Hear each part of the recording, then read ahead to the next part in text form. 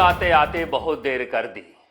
BJP काश उसी दिन जागी होती जिस दिन बेरोजगार बच्चों के साथ बीजेपी के राज्यसभा सांसद डॉक्टर किरोड़ी लाल मीणा शहीद स्मारक पर बैठे हुए थे, मगर उस वक्त ना जाने बीजेपी कहां चली गई थी। अब जाकर प्रदर्शन कर रही है। हालांकि आज बीजेपी ने जोरदार ढंग से सड़क पर प्रदर्शन किया है। सड़क पर संग्राम रीट पेपर आउट मामले को लेकर देखने को मिला। सदन में भी बीजेपी लगातार सरकार को घेरने की कोशिश कर रही है। हालांकि चूंकि डॉक्टर किरोड़ी लाल मीणा इस पूरे आंदोलन की अगुवाई कर रहे हैं, इसलिए आज के प्रदर्शन में भी बारात का दूल्हा वही नजर आ रहे थे। यह कहा जा सकता है कि सतीश पूनिया ने दमदारी से प्रदर्शन किया है और अच्छी खासी भीड़ जुटाई है, मगर यह तो बीजेपी की बात रही। रीट पेपर आउट मामला कोई बीजेपी और कांग्रेस का मामला नहीं है। यह 20 लाख से ज्यादा बेरोजगारों के भविष्य से जुड़ा हुआ मामला है।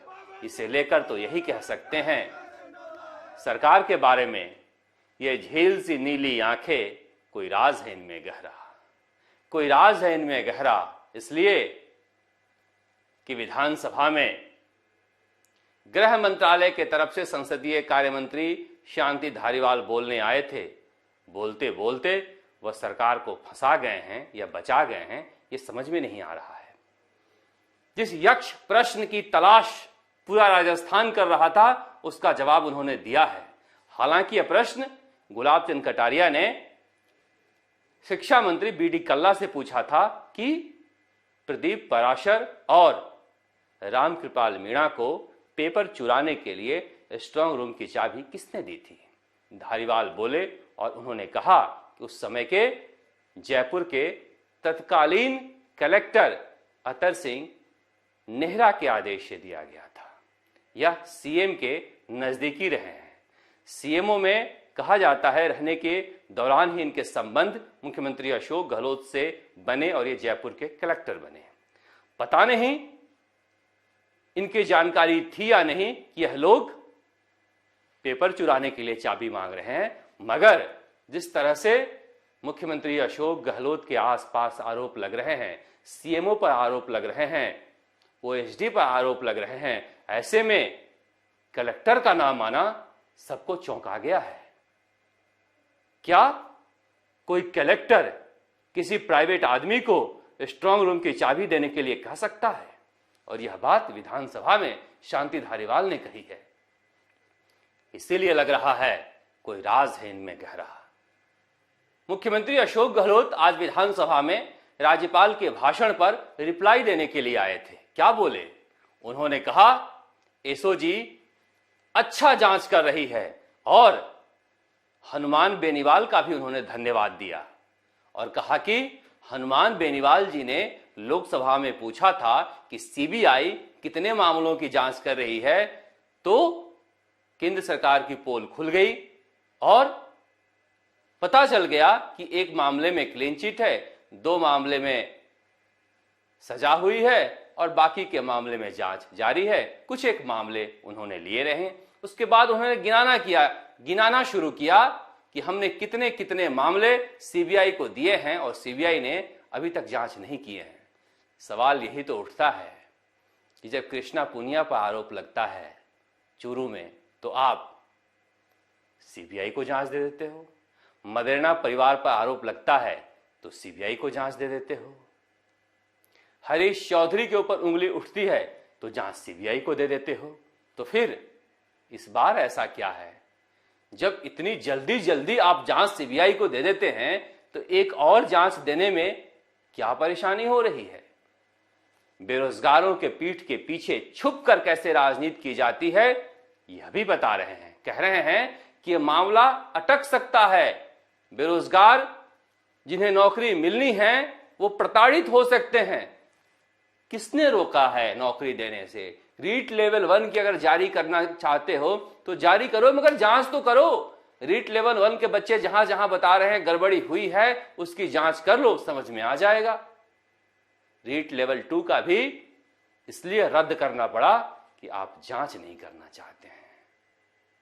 पेपर किसने खरीदा इन्हें गिरफ्तार किया जा रहा है, मगर पेपर किसने बेचा इन्हें बचाया जा रहा है।